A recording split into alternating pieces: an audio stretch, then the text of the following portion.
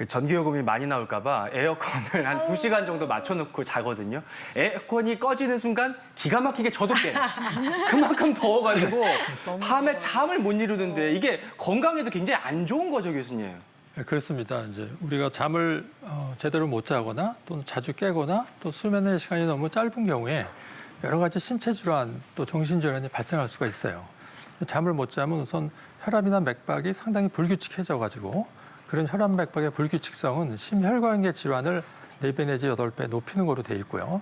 또 잠을 못 잠으로 해서 생기는 다른 원인은 우리가 잠잘 때 낮에 쌓였던 스트레스라든가 정신적인 고갈, 에너지 고갈을 회복시키는 그런 렘 수면이 들어있는데 수면을 잘 못 이루거나 잠이 짧아지면은 정신 건강에 회복이 안 돼서 우울증에 걸릴 확률도 많아져서 이 잠을 잘 자는 것이 굉장히 필요하겠습니다. 그렇군요. 네, 그러니까 생각보다 잠이 훨씬 더 중요한 것 같은데요. 그럼 여기서 퀴즈 한번 풀어보도록 하겠습니다.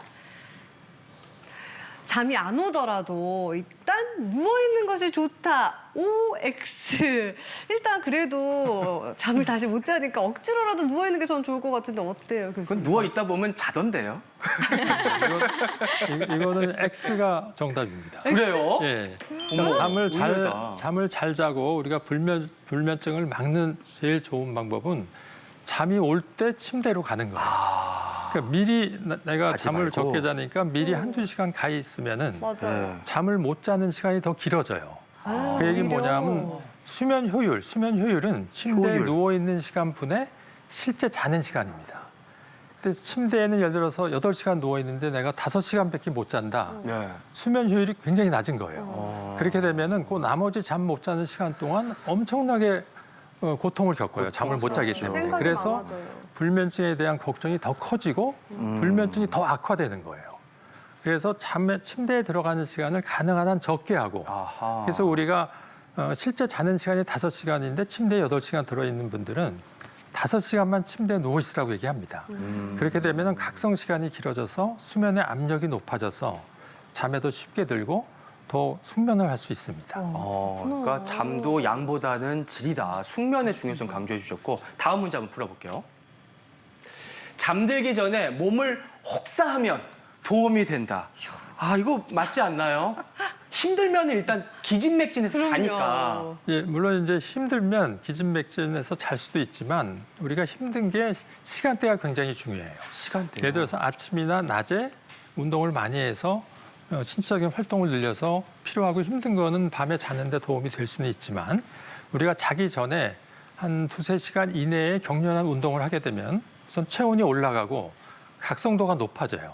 우리가 잠에 들려면 우리 체온이 한 0.5도에서 1도가 자연적으로 이렇게 떨어져야 되는데 예. 이 심한 운동으로 인해서 체온이 떨어지질 않아서 잠에 못 드는 경우가 더 많습니다. 그래서 운동은 규칙적으로 하되 가능하면은 아침 또는 낮, 그러니까 늦은 저녁에는 하지 않는 것이 좋습니다. 그렇구나. 네, 그러면 잘 수 있는 방법 지금부터 하나씩 살펴볼 텐데요. 네. 어제 오늘은 태풍의 영향권에 있어서 그렇지만 평소엔 정말 덥고 참 습하거든요. 어떻게 하면 잘 수 있는지 첫 번째 방법부터 공개하도록 하겠습니다. 일단 수면 환경을 조절하라고요, 김광택 교수님. 네, 흔히 이제 사람마다 잠자기 굉장히 좋은 온도가 있으세요. 맞아요. 어떤 분들은 좀 시원한 데서 잘 주무시고 어떤 분들은 좀 따뜻한 데서 주무시는데 대략 그게 18도에서 22도 사이입니다. 근데 여름에는 에어컨 세팅하실 때는 그거보다 한 2도 정도, 한 24도 정도 해서 냉방을 시켜주시고 그다음에 타이머를 이용해서 1시간 후에 이제 꺼트리게 되면 예. 대략 한 26도 정도 되시거든요. 그러시면 아주 따뜻하고 포근하게 잠을 주무실 수가 있어요. 그렇군요. 만약에 계속 이렇게 낮게 밤새도록 에어컨을 틀어두시게 되면 마치 겨울에 우리가 추운 방에 가가지고 잠자는 거랑 똑같이 근육이 굳고 몸이 굉장히 힘드실 수가 있습니다. 그렇기 때문에 그 정도로 이렇게 세팅을 하시는 게 좋고요. 네. 또 선풍기 같은 경우에 선풍기를 이렇게 틀어놓고 자기적으로 틀어놓고 주무시는 분이 계신데 예. 그런 것보다는 창문을 열어놓으시고 그쪽으로 선풍기를 내보내시면 방 안에 더운 공기가 나가면서 시원한 공기가 들어오게 되거든요. 그래서 도움을 받으실 수가 있습니다. 그리고 또 이제 배를 잘 보호해 주시는 게 되게 중요한데 이 배를 잘 보호하지 않으시면 내부 장기가 수축하고요. 또 혈류량이 감소되기 때문에 소화불량에 걸리시기가 쉬우세요. 특히 위가 온도에 굉장히 민감하기 때문에 이렇게 배를 덮고 주무시지 않게 되면은 소화불량의 원인이 되실 수가 있습니다. 그리고 이제 온도 조절뿐만 아니라 밤에 잘 자기 위해서 아침에 해야 될 게 있대요. 아침에 무슨 샤워? 찬물 샤워? 아침에 무슨 샤워를 해요? 그냥 씻고 나가지? 햇빛 샤워를 해야 된다. 아, 이게 중요한 거예요, 홍승봉 교수님. 네, 그렇습니다. 우리 사람은 수면하고 각성의 리듬이 있어요. 그렇기 때문에 낮에 깨어 있고 밤에 자는 거예요. 네. 그런 수면 각성 리듬이 24시간 주기로 돌아가야지 되는데 이거를 24시간 주기로 돌아가기 위해서는 가장 중요한 역할을 하는 게 햇빛입니다.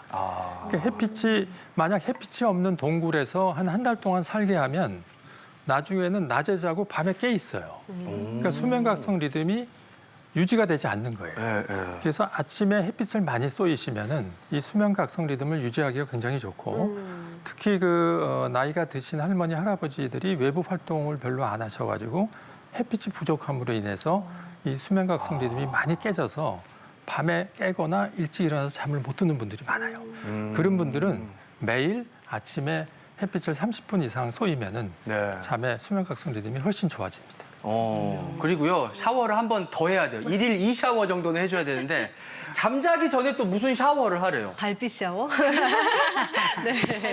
아, 미지근한 물 샤워.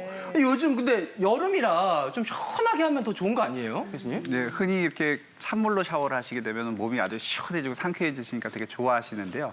문제는 그렇게 샤워를 하시고 누우시게 되면 잠들기 전까지 계속 체온이 올라가게 됩니다. 그래서 각성 상태가 계속 유지가 되게 되세요. 그래서 약간 따뜻하거나 미지근한 물로 샤워를 하시게 되면 막상 주무실 때는 체온이 그걸 낮추기 위해서 떨어지게 되거든요. 그래서 잠이 더 잘 오시게 되게 됩니다. 그래서 좀 미지근한 물로 주무시기 전에 1시간 정도 전에 이내에 샤워를 해주시면 좋고요. 또 아까 홍성곤 교수님도 말씀해 주셨지만 잠이 안 오니까 막 이렇게 격렬한 운동하시는 분들 네. 계시거든요. 근데 적어도 주무시기 전에 3시간 전에는 그런 격렬한 운동은 중지해 주시는 게 좋습니다. 아니 그런데 이제 이 여름에는 햇빛 샤워라고 생각하면 너무 더울 것 같고 특히나 요즘에는 이제 비가 너무 많이 와가지고 햇빛 보기도 힘들고 또 비가 그치면 너무 덥잖아요. 이럴 때는 제가 알기로는 제 상식에는 이 멜라토닌을 먹으면 좀 괜찮다고 들었는데 괜찮은 거 맞나요?